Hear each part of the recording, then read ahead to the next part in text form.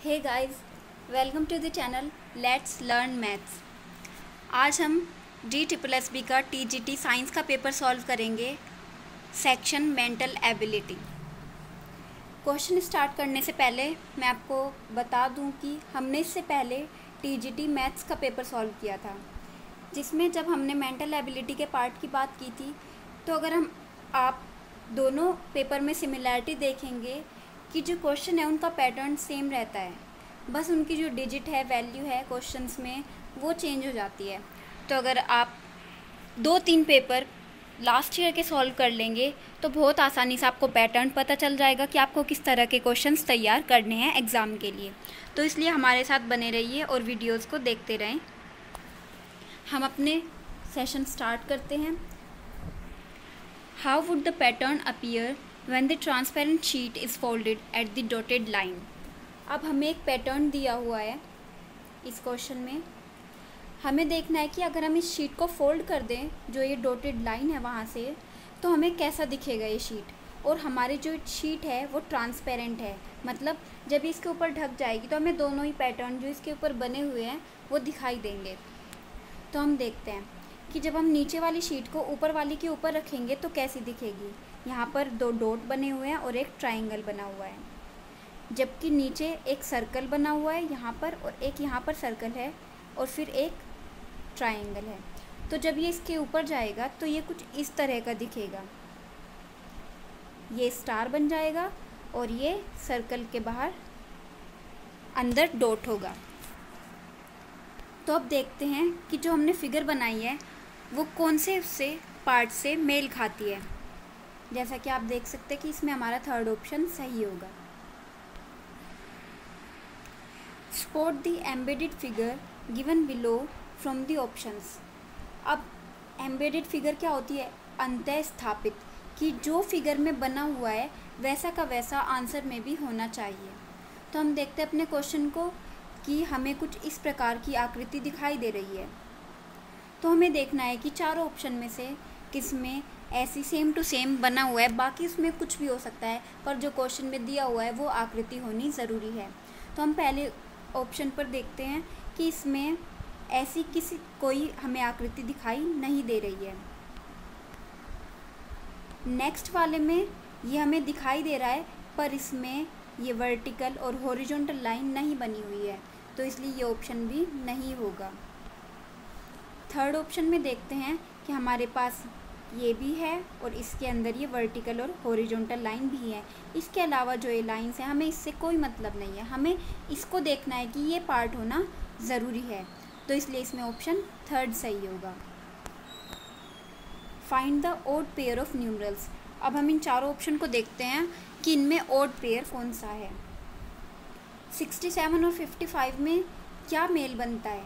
67 minus 12 55 आ जाता है। 82 minus 12 70 आ जाता है। 43 माइनस 12 क्या आता है? 32। 64 माइनस 12 क्या आता है? 52। तो इसमें ऑड पेयर कौन सा है? थर्ड ऑप्शन 43-33 का, इसलिए इसमें ऑप्शन थर्ड सही होगा। Animals have feathers. नहीं, हर किसी एनिमल को फेदर नहीं होते, उनको बर्ड्स कहते हैं। लेग्स होते हैं सभी एनिमल्स को, मोबाइल नहीं होते। टेल्स होती है। तो मुझे इस क्वेश्चन में थोड़ा डाउट है, मेरे अकॉर्डिंग लेग्स और टेल्स दोनों ही ऑप्शन सही हैं। अगर आपको इस क्वेश्चन के बारे में अपने विचार देने हो तो आप कमेंट बॉक्स में अपने कमेंट ज़रूर लिखें।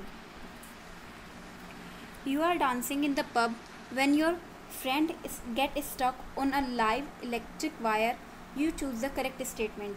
हम किसी पब में डांस कर रहे हैं और हमारा जो फ्रेंड है वो किसी इलेक्ट्रिक वायर से टच हो जाता है, जिससे उसको करंट लग रहा है, तो हम उसके लिए क्या करेंगे?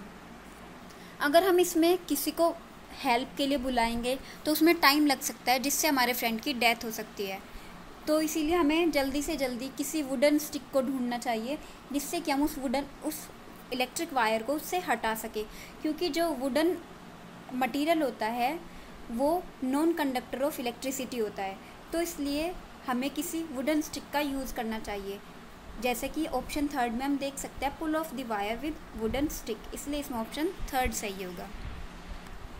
Nandini is sister of Namya. How is Namya's brother's mother's only son related to Nandini. तो अब हमें इसमें एक फैमिली ट्री बनाना होगा। हम इस क्वेश्चन को इस लाइन से पढ़ना स्टार्ट करेंगे। नम्यास ब्रदर की मदर, वो नम्या की भी माँ होगी, उसका ओनली सन, सिर्फ एक बेटा, तो मतलब नम्या का भाई। सन रिलेटेड टू नंदिनी, वो नंदिनी से किस प्रकार से रिलेटेड है। तो नंदिनी कौन है, नम्या की बहन, तो वो नंदिनी का भी क्या हुआ, भाई, इसलिए इसमें थर्ड ऑप्शन सही होगा। Find the odd pair of words, इसमें हमें ऑड पेयर निकालना है। तो हम देख सकते हैं कि तीन ऑप्शन जो हैं फर्स्ट, सेकंड और थर्ड, इसमें मैस्कुलिन और फेमिनिन दिए हैं, जैसे कोक हैन, लॉर्ड लेडी, डॉग बिच, जबकि बुलॉक क्या होता है, बैल, और विक्सन क्या होती है, लोमड़ी, जो कि इसका मैस्कुलिन और बुलक का जो फेमिनिन है वो विक्सन नहीं होता, इसलिए इसमें ऑप्शन फोर्थ ऑड होगा। 8th question, if A stand for positive, B stand for minus, C stands for multiply, find the value of 5C6 A 2C4 B 8। अब हम इसको एक एक करके लिखेंगे इन इक्वेशन 5। सी किसके लिए, मल्टीप्लाई के लिए, इंटू 6। अब ये ब्रैकेट ए किसको करता है, प्लस को डिनोट करता है, 2। सी मल्टीप्लाई के लिए, बी किसके लिए है, माइनस के लिए, 8।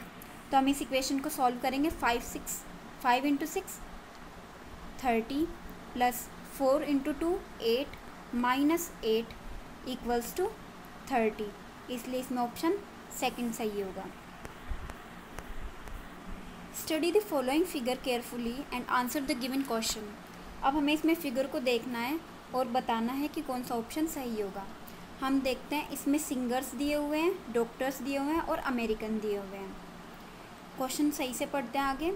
विच रीजन डिनोट्स अमेरिकन, इसमें अमेरिकन को डिनोट कर रहे हो, but neither singer nor doctor, ना तो वो सिंगर हो और ना ही डॉक्टर हो, तो हम इसमें से ये 3 पार्ट हटा देंगे। तो हम इसमें देखते हैं सिर्फ अमेरिकन कौन से हैं, 9, तो इसलिए इसमें ऑप्शन सेकंड सही होगा। Mare is related to horse in the same way as vixen is related to, जो मेयर है वो हॉर्स का फेमिनिन है, तो विक्सन का फेमिनिन क्या होता है, फॉक्स, इसलिए इसमें ऑप्शन सेकंड सही होगा। Select the option that is related to the third term in the same way as the second term is related to the first term। हमें इसमें रिलेशन ढूंढना है। पहले हम फर्स्ट और सेकंड फिगर के बीच रिलेशन ढूंढते हैं कि पहली फिगर में क्या है, एक सर्कल है जिसके ऊपर एक और सर्कल है और उसमें कुछ लाइंस बनी हुई हैं। सेकंड फिगर में जाने के बाद ये सर्कल के अंदर ये दूसरा सर्कल आ गया विद इसकी लाइन के साथ, तो हम इसलिए अपनी फोर्थ फिगर बनाएंगे थर्ड फिगर को देखते हुए। हमारे पास एक स्क्वायर है, उसके ऊपर एक और स्क्वायर है जिसके अंदर कुछ लाइंस है, तो हमारी अगली फिगर क्या बनेगी, स्क्वायर के अंदर एक और स्क्वायर और इसकी लाइन इसके अंदर ही होंगी, तो हमारी ऐसी फिगर कौन सी है, सेकंड फिगर, तो इसलिए इसमें आप ऑप्शन सेकंड सही होगा। एक छात्र ने जितने सवाल सही हल किए उसके 3 गुना सवाल गलत हल किए। अगर उसके कुल 60 सवाल हल किए तो उसने कितने सवाल सही हल किए। अब इस सवाल को करने का हमारे पास 2 तरीके हैं। पहला तो है इक्वेशन के माध्यम से, हम देखते हैं हम मान लेते हैं कि x सवाल सही किए और 3 गुना सवाल उसने गलत किए और टोटल 60 किए उसने, तो हम इक्वेशन बना लिया हमने और इसको सॉल्व करेंगे तो हमारे पास क्या आ जाएगा, 15, सेकंड ऑप्शन। अब हम इसको दूसरे तरीके से सॉल्व करने की कोशिश करते हैं ऑप्शंस के अकॉर्डिंग। हम देखते हैं 20 उसने मान लेते हैं कि सही हल किए और 20 इंटू 3 उसने गलत किए हैं, तो इससे क्या आ जाता है टोटल हमारा 80, जबकि उसने टोटल कितना किया है 60, तो ये गलत होगा। हम अगला देखते हैं 15 प्लस 15 इंटू 3 60,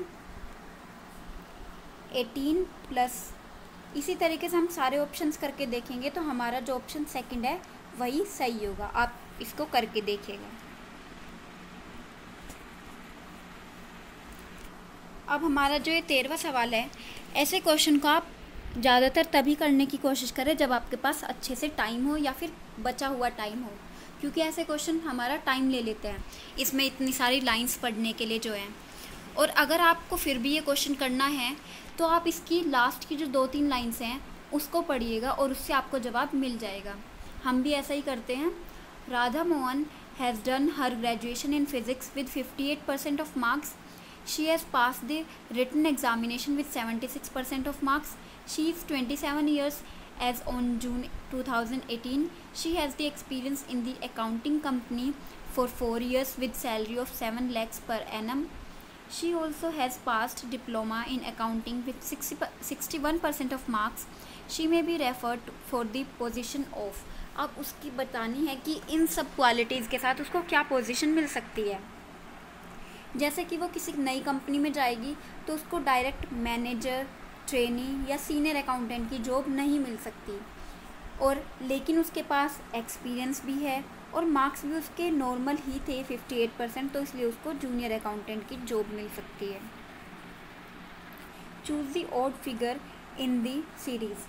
अब ऐसी सीरीज़ को करने के लिए हम एक फॉर्मूला याद रख सकते हैं जिसको कहते हैं इजोटी फॉर्मूला। इसमें हम देखेंगे कि ई 5th नंबर पर होता है, जे 10th पर, ओ 15 पर, टी 20 पर और वाई 25 पर।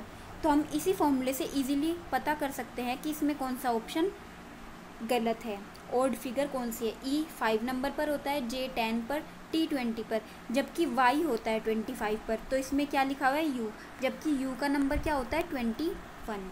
तो इसलिए इसमें डी होगा odd, second option.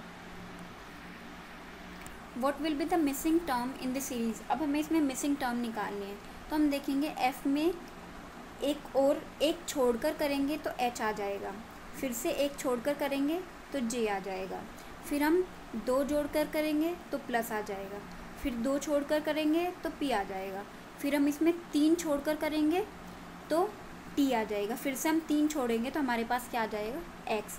T U V W हमने 3 छोड़ दिए, फिर उसके बाद क्या आता है एक्स, इसलिए इसमें ऑप्शन फर्स्ट सही होगा। The ratio between the present age of M and N is 5:8। If n is 6 years older than m, what will be the ratio of the ages of m and n after 6 years? हमें इस question में क्या दिया हुआ है, m और n का present as का रेशियो दिया हुआ है जो कि है 5:8। फिर जो बताया हुआ है कि जो n है वो 6 साल बड़ा है m से, तो हम प्रेजेंट एज देख लेते हैं। उनकी कितनी होगी, m की होगी 5x और n की होगी 8x, लेकिन जो m है वो n से 6 साल छोटा है, तो हम इसमें अगर 6 जोड़ लेंगे उसकी एज में तो n की एज के बराबर हो जाएगा। What will be the ratio of the ages of m and n after 6 years?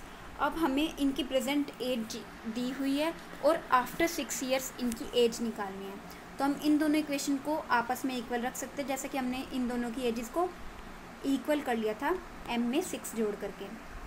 तो हमारे पास इससे क्या आ जाएगा, x = 2। तो इन दोनों की प्रेजेंट एज क्या होगी, 5 × 2 + 6 16 एंड 8 × 2 16। तो m की क्या एज है, -6 10। आफ्टर 6 ईयर इनकी एज क्या होगी, 10 + 6 16 और 16 + 6 22। रेशियो निकालना है तो हम इसको 2 से कैंसिल कर सकते हैं, डिवाइड कर सकते हैं, 2 8 एंड 11। तो इसलिए इसमें ऑप्शन फोर्थ सही होगा, 8:11। What will be the next figure in the series. अब हमें इसमें नेक्स्ट फिगर निकालनी है, तो हम इस फिगर पर गौर करेंगे कि जो ये सेमी सर्कल है ये एंटी क्लॉकवाइज घूम रहा है। पहले ही यहाँ पर था, फिर ये यहाँ पर आया, फिर ये यहाँ पर आया, तो अगली फिगर में कहाँ पर आएगा, ये यहाँ पर आएगा। तो हम देखते हैं कि अगली फिगर में कुछ ऐसी होनी चाहिए। देखते हैं कि ऐसी कौन सी फिगर है ऑप्शंस में से। ऐसा है ऑप्शन थर्ड, इसलिए इसमें ऑप्शन थर्ड सही होगा। अब 18th क्वेश्चन में हमारे पास एक पाई चार्ट दिया हुआ है जो कि एक पिक्टोरियल रिप्रेजेंटेशन होती है किसी भी डाटा की। और हमारे पास डाटा क्या है कि किसी बुक्स के रिलेटेड है कि जो बुक्स पब्लिश हुई हैं 2016 और 17 में। हमारे पास एक टोटल नंबर भी दिया हुआ है कि 12,462 बुक्स पब्लिश हुई हैं 2016 और 17 के बीच में। तो हमारे पास क्वेश्चन क्या है, how many books of competitive exam की बुक कितनी पब्लिश हुई है 2016 और 17 में। तो हम देखते हैं कि कॉम्पिटिटिव एग्ज़ाम की 10% बुक्स पब्लिश हुई है 12,462 में से। तो हम इसका परसेंटेज निकालेंगे, 12,462 इंटू 10% क्या होगा 10/100। तो हम इसको जब डिवाइड कर लेंगे तो हमारे पास क्या आएगा 1246.2। तो हमें अप्रोक्सीमेटली निकालना है, तो हम इसका जो बाद की टर्म है इसको 0 के इक्वल रख लेंगे। तो 1246 बुक पब्लिश हुई हैं कॉम्पिटिटिव एग्ज़ाम्स की, तो इसीलिए इसमें ऑप्शन फर्स्ट सही होगा। What will be the missing term in this series. अब इसमें हमें मिसिंग टर्म निकालनी है, तो हम इनके बीच एक पैटर्न ढूंढेंगे कि ऐसा क्या पैटर्न बना हुआ है।